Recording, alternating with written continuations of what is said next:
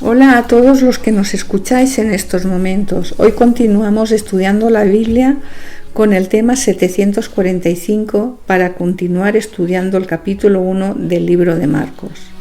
Como siempre, le damos la palabra a Francisco.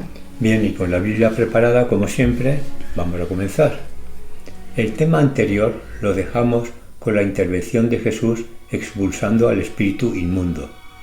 Esto fue el principio de la demostración del poder de Jesús, y los que lo observaron dijeron extrañados. Vamos a ver lo que dicen, los versículos 27 y 28. Y todos se asombraron, de tal manera que discutían entre sí, diciendo: ¿qué es esto?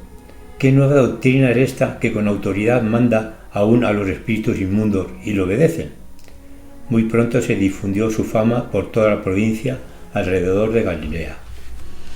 En los versículos 29, 30 y 31 se puede ver cómo Jesús sanó a la madre de Pedro, en presencia de los 4 primeros discípulos de Jesús ya comentados. Pedro es el único de los 12 de quien específicamente se menciona que estaba casado. Aunque en vista de que la mayoría de los judíos se casaban, se cree que, si no todos, la mayoría de otros discípulos también tenían esposas.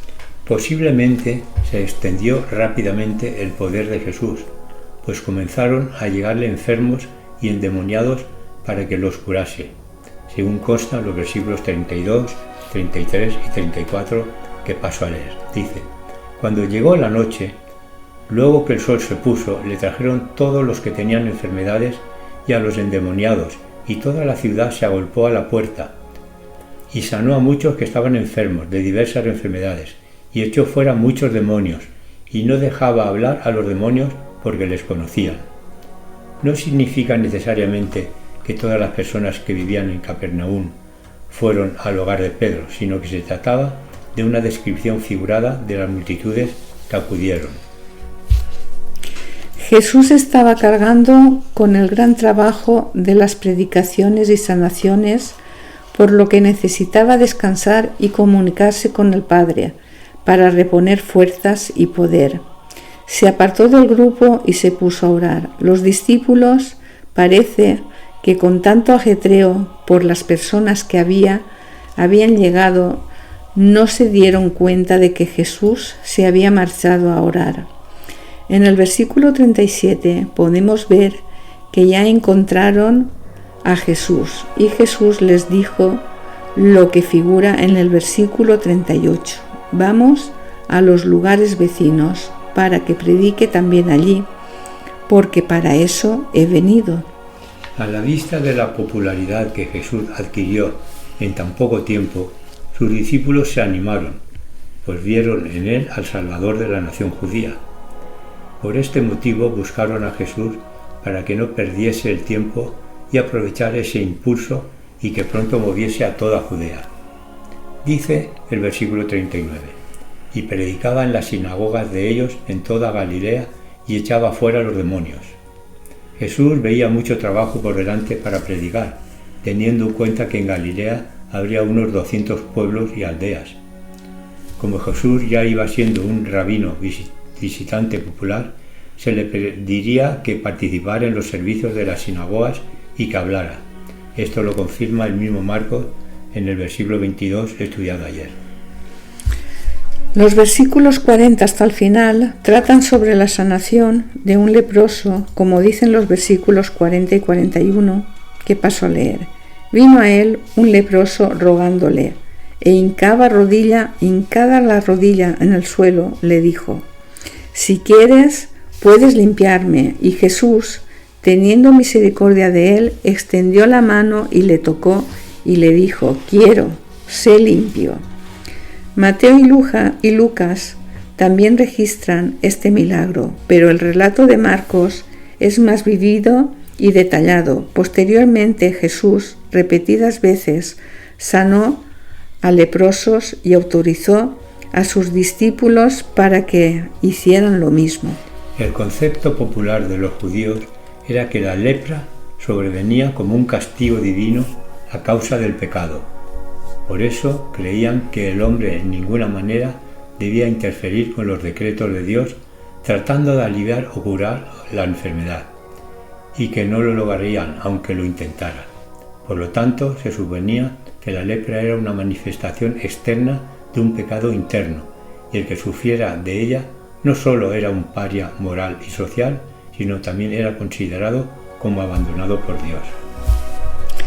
El leproso lo estaba pasando tan mal que no hizo caso de los prejuicios que pudiesen tener, pues se enfrentaba a 3 problemas para conseguir sanarse. Primero, hasta donde se sepa, no había registro de un leproso que fuera sanado desde los días de Eliseo, unos 8 siglos antes.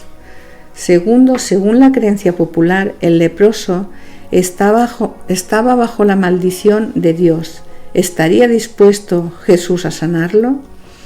Y tercero, ¿cómo podría acercarse a Jesús para presentar su pedido? Había mucha gente alrededor de Jesús, y a un leproso le estaba prohibido acercarse a las personas. Jesús conocía todas estas prohibiciones, pero él acercándose al leproso, sin miedo lo tocó y lo sanó. En el versículo 44 podemos ver la recomendación que le dio Jesús al leproso sanado. Dice así: mira, no digas a nadie nada, sino ve, muéstrate al sacerdote y ofrece por tu purificación lo que Moisés mandó, para testimonio a ellos. Si los sacerdotes se enteran de que era Jesús quien lo había sanado, seguro que no le hubieran dado la certificación oficial de que ya no tenía lepra. Por otra parte, si todos los leprosos se enteraran y fueran a buscarle, se armaría una verdadera hecatombe, lo que utilizarían los sacerdotes para ir contra Jesús, y éste no deseaba provocarlos para que lo apresaran, porque todavía quedaba mucho ministerio que solucionar antes de su muerte.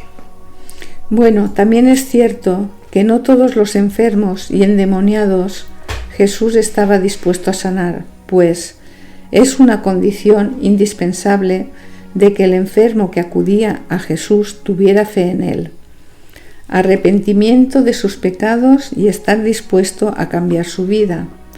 El relato evangélico demuestra que Jesús consideraba los milagros como secundarios. Su primer gran propósito era la salvación de las almas. Muchos sacerdotes quedaron convencidos de la divinidad de Cristo por esta y por otras evidencias, ya que después de la resurrección muchos de los sacerdotes profesaron tener fe en él, según dice Hechos 6, versículo 7. Mañana continuamos estudiando la Biblia con el tema 746. Bendiciones y hasta mañana.